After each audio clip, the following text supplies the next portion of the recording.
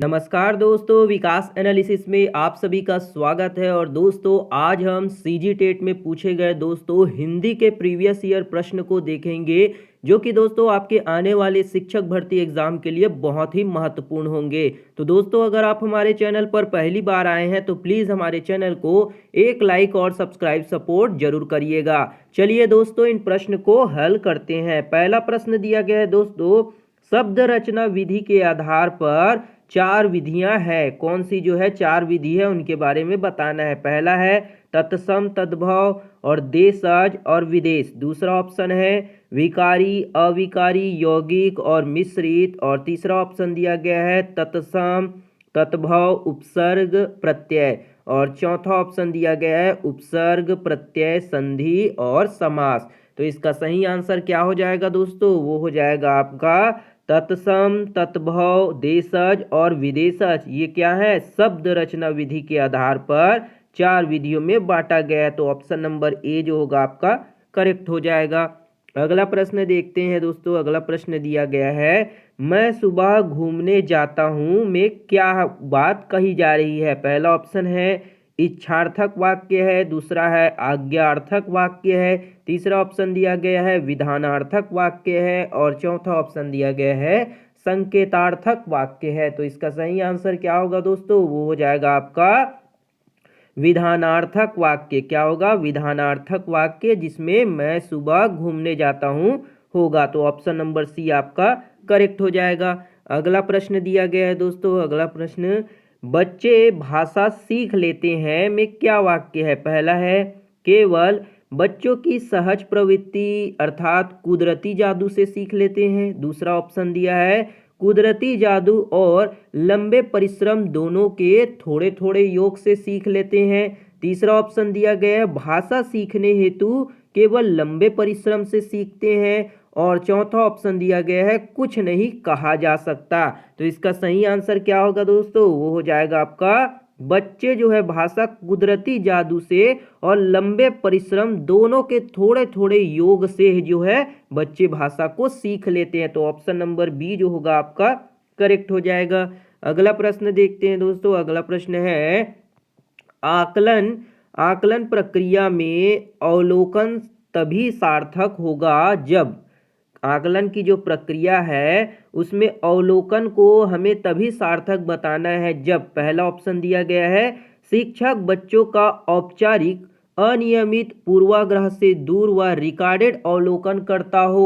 दूसरा ऑप्शन दिया गया है शिक्षक बच्चों का औपचारिक नियमित पूर्वाग्रह से दूर व रिकॉर्डेड अवलोकन करता हो। तीसरा ऑप्शन है शिक्षक बच्चों का अनौपचारिक नियमित पूर्वाग्रसित व रिकॉर्ड न रखते हुए अवलोकन करता हो। और चौथा ऑप्शन दिया गया है शिक्षक बच्चों का औपचारिक अनियमित पूर्वाग्रसित और रिकॉर्ड न रखते हुए अवलोकन करता हो। तो इसका करेक्ट ऑप्शन क्या होगा दोस्तों? वो हो जाएगा आपका शिक्षक बच्चों का अनौपचारिक नियमित पूर्वाग्रह से दूर व रिकॉर्डेड अवलोकन करता हो। ऑप्शन नंबर बी आपका करेक्ट हो जाएगा। अगला प्रश्न देखते हैं दोस्तों। अगला प्रश्न दिया गया है गरीब के घर में गुणवान का उत्पन्न होना। आपने सुना होगा दोस्तों कि गरीब के घर में गुदड़ी का लाल, यानी कि इसके लिए उपयुक्त विकल्प कौन सा होगा? तो वो होगा दोस्तों आपका गुदड़ी का लाल। ऑप्शन नंबर ए जो होगा दोस्तों आपका करेक्ट हो जाएगा। अगला प्रश्न देखते हैं दोस्तों। अगला प्रश्न है नीचे लिखे शब्द समूहों में जो भिन्न है उसको बताना है। जो शब्द समूह दिए गए हैं उसमें जो ऑड है दोस्तों उसको आपको बताना है। तो पहला ऑप्शन दिया गया है आदमी, समाज, लकड़ी, सेना। दूसरा ऑप्शन दिया गया है टोली, दल, बाजार और नगर। तीसरा ऑप्शन दिया गया है गुच्छा, ढेर, श्रृंखला, झुंड। और चौथा ऑप्शन दिया गया है परिवार, संघ, बालक, कक्षा। तो इसका सही आंसर क्या हो जाएगा दोस्तों? वो हो जाएगा आपका परिवार, संघ, बालक और कक्षा। ये सभी जो होंगे शब्द समूह से भिन्न हो जाएंगे। तो ऑप्शन डी आपका करेक्ट हो जाएगा। अगला प्रश्न देखते हैं दोस्तों। अगला प्रश्न दिया गया है वाक्य के गुण की श्रेणी में नहीं है। जो वाक्य है उसके कौन सी जो क्वालिटी है गुण की श्रेणी में नहीं है? पहला है आकांक्षा, दूसरा है सनिधि, आसक्ति, तीसरा ऑप्शन दिया गया है योग्यता और चौथा ऑप्शन दिया गया है उद्देश्य। तो इसका सही आंसर क्या होगा दोस्तों?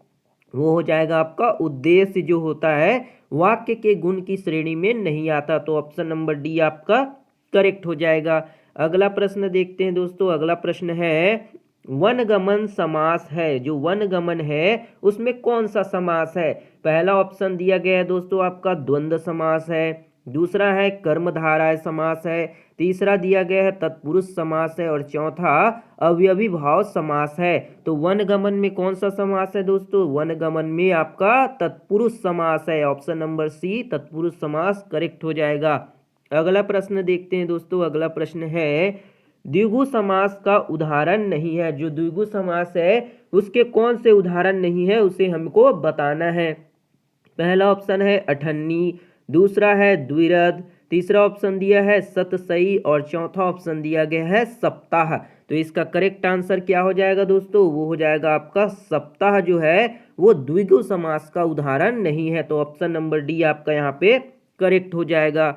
अगला प्रश्न देखते हैं दोस्तों। अगला प्रश्न दिया गया है अनेक शब्द का बहुवचन अनेक ही होता है क्योंकि यह कौन सा शब्द है? पहला ऑप्शन दिया गया है विकारी शब्द है, दूसरा है अकारांत शब्द है, तीसरा ऑप्शन दिया गया है उपयुक्त उपसर्ग युक्त शब्द है और चौथा ऑप्शन है अविकारी शब्द है। तो अनेक शब्द का बहुवचन अनेक होता है, यह जो होता है दोस्तों आपका अविकारी शब्द होता है, यानी कि ऑप्शन नंबर डी अविकारी आपका करेक्ट हो जाएगा।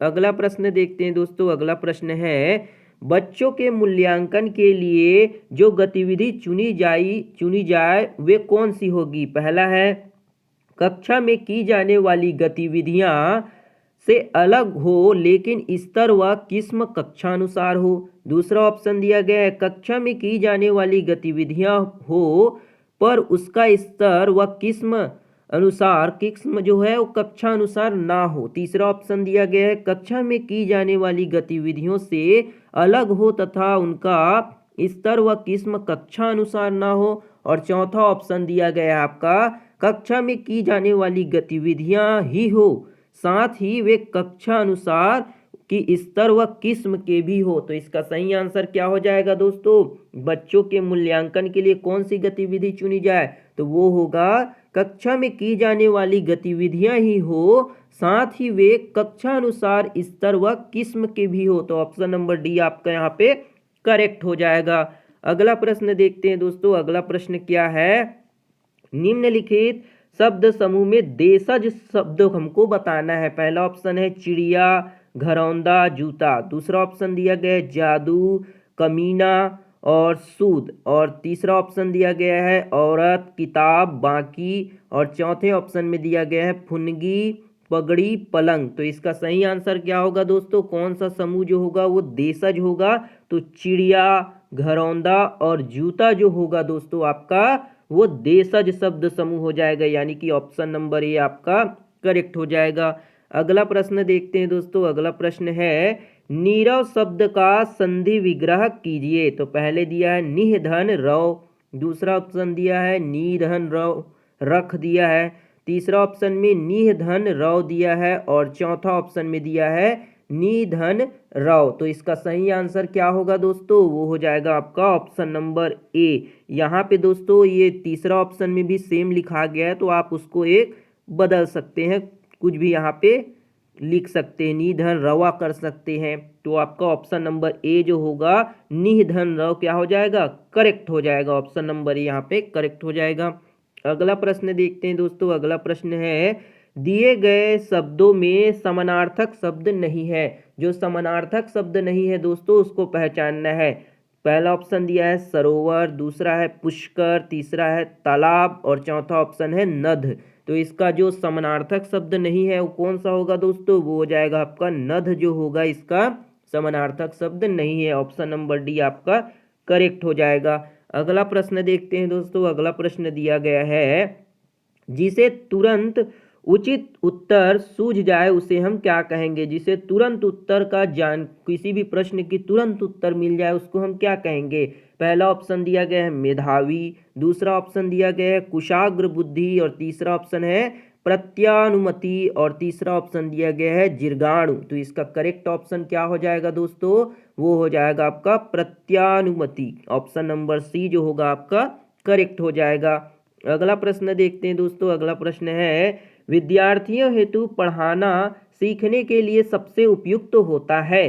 पहला ऑप्शन दिया गया है सामान्यतः पढ़कर उनका उसे उसे समझ पाना। दूसरा ऑप्शन है धारा प्रवाह पढ़ना पर उनको वह समझ में न आना।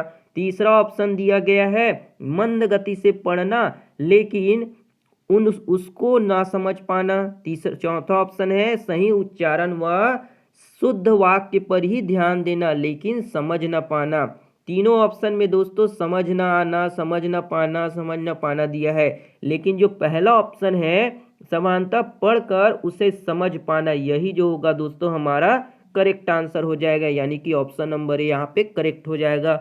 अगला प्रश्न देखते हैं दोस्तों। अगला प्रश्न दिया गया है कवि सम्मेलन में कविता पाठ करेंगे और साथ ही वह की ऐसी ऐतिहासिक इमारतों को भी देख सकेंगे। इस कथन में लोकोक्ति है, कौन सी लोकोक्ति का यूज किया गया है। पहला ऑप्शन है जिन ढूंढा तीन पाइयां। दूसरा ऑप्शन आम के आम गुठली के दाम। तीसरा ऑप्शन है एक पंथ दो काज। और चौथा ऑप्शन है होनहार बिरवान के। होनहार जो है वो बिरवान के। तो इसका सही आंसर क्या हो जाएगा दोस्तों, वो हो जाएगा आपका एक पंथ दो काज जो होगा दोस्तों। कवि सम्मेलन में कविता पाठ करेंगे और साथ ही ऐतिहासिक इमारत को भी देख लेंगे, यानी कि एक साथ दो काम कर लेंगे। ऑप्शन नंबर जो होगा सी आपका करेक्ट हो जाएगा। अगला प्रश्न देखते हैं दोस्तों। अगला प्रश्न दिया गया है बच्चों को भाषा सिखाने में निम्नांकित समूह में से किस समूह का सर्वाधिक महत्व है। पहला ऑप्शन है सही उच्चारण, भाषा व्याकरण की गलतियां व उपयोगी भाषा को। दूसरा ऑप्शन है स्वतंत्र अभिव्यक्ति, भाषा सीखने को प्रोत्साहित करना व शुद्ध भाषा को। तीसरा ऑप्शन दिया गया है स्वतंत्र अभिव्यक्ति, भाषा सीखने को प्रोत्साहित करना व उपयोगी भाषा को। और चौथा ऑप्शन दिया गया है दोस्तों आपका सही उच्चारण, शुद्ध भाषा व भाषा व्याकरणिक की गलतियों को। तो इसका सही आंसर क्या हो जाएगा दोस्तों, वो हो जाएगा आपका सही उच्चारण, शुद्ध भाषा व भाषा व्याकरणिक की गलतियों को करना ही क्या होगा आपका सर्वाधिक महत्वपूर्ण होगा भाषा सिखाने के लिए बच्चों को। तो ऑप्शन नंबर डी आपका यहाँ पे करेक्ट हो जाएगा। अगला प्रश्न देखते हैं दोस्तों। अगला प्रश्न क्या है, भाषा के संदर्भ में आकलन का उद्देश्य क्या होना चाहिए। पहला ऑप्शन है बच्चों में भाषा की समझ, विभिन्न संदर्भों में उपयोग की क्षमता, उनकी सौंदर्यात्मक पहलू का ज्ञान व प्रदर्शन क्षमता की जांच हो। दूसरा ऑप्शन दिया गया है बच्चों के केवल पढ़ने लिखने के कौशल व व्याकरण की जांच हो। तीसरा ऑप्शन है बच्चों की शब्द संपदा का व्याकरण ज्ञान की जांच हो। और चौथा ऑप्शन दिया गया है बच्चों की शब्द संपदा, व्याकरण ज्ञान व पढ़ने के लिखने कौशल की जांच हो। तो इसका सही आंसर क्या होगा दोस्तों, वो हो जाएगा आपका बच्चों की जो शब्द संपदा है, व्याकरण का ज्ञान व पढ़ने लिखने की कौशल की जांच की जाए। तो ऑप्शन नंबर डी यहाँ पे आपका करेक्ट हो जाएगा। अगला प्रश्न देखते हैं दोस्तों। अगला प्रश्न दिया गया है शब्दों के अक्षरों का हेर फेर क्या कहलाता है। जो शब्दों के अक्षर होते हैं उनको अदल बदल के लिखना क्या कहलाता है। पहला है वर्ण विपर्यय, दूसरा है शब्द शोधन, तीसरा ऑप्शन है तद्भव और चौथा ऑप्शन दिया गया है विकृति। तो इसका सही आंसर क्या हो जाएगा दोस्तों, वो हो जाएगा आपका वर्ण विपर्यय जो होता है शब्दों के अक्षरों का हेर फेर कहलाता है। तो ऑप्शन नंबर ए जो होगा यहाँ पे आपका करेक्ट हो जाएगा। अगला प्रश्न देखते हैं दोस्तों। अगला प्रश्न है प्रतिकूल कार्य करने के लिए उचित मुहावरा होगा। पहला ऑप्शन है उल्टी गंगा बहाना, दूसरा ऑप्शन है उठान रखना, तीसरा है एक आंख से देखना और चौथा ऑप्शन दिया गया है 19-20 होना। तो सही आंसर क्या होगा दोस्तों, प्रतिकूल कार्य करना मतलब नियम के विरुद्ध कार्य करना, वो कौन सा होगा, उल्टी गंगा बहाना। ऑप्शन नंबर ए आपका यहाँ पे करेक्ट हो जाएगा। अगला प्रश्न देखते हैं दोस्तों। अगला प्रश्न है स्कूल आने से पहले ही प्रत्येक बच्चा जानकर किसका जानकार होता है? पहला ऑप्शन है बोलने और लिखने का, दूसरा ऑप्शन है सुनने और बोलने का, तीसरा ऑप्शन है पढ़ने और लिखने का और चौथा ऑप्शन दिया गया है बोलने और पढ़ने का। तो इसका सही आंसर क्या होगा दोस्तों? वो हो जाएगा आपका पढ़ने और सुनने और बोलने का। क्या होगा आपका? सुनने और बोलने का। स्कूल जाने से पहले बच्चा क्या चीज सीख कर जाता है? तो वो सुनना और बोलना जो है सीख कर जाता है। तो ऑप्शन नंबर बी आपका यहाँ पे करेक्ट हो जाएगा। अगला प्रश्न देखते हैं दोस्तों।